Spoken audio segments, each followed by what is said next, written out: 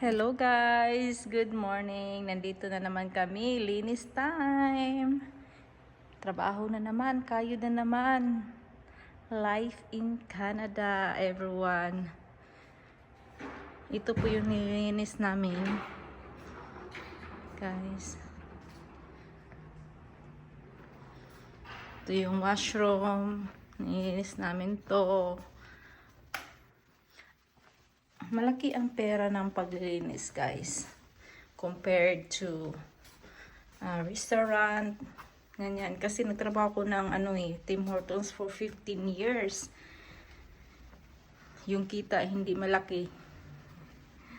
So, dito, ito yung ko. Ay, bakit blurred siya? Anyway, what happened? Why you are blurred? Bakit blurred? Anyway, blurred siya.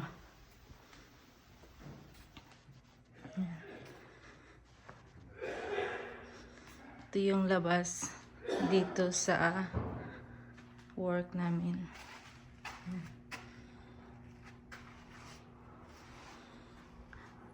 Guys, pasensya na. Ang gamit ko kasi is cellphone only. I don't have a cam recorder.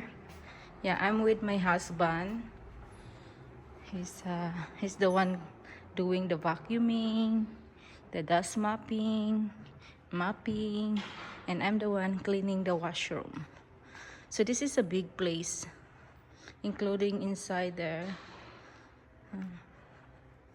And going that way, this building has a church, and they have also a school. So that's the entrance there of the school in the other side also. So it's a big place. But it's easy to clean. It's not difficult, everyone, okay?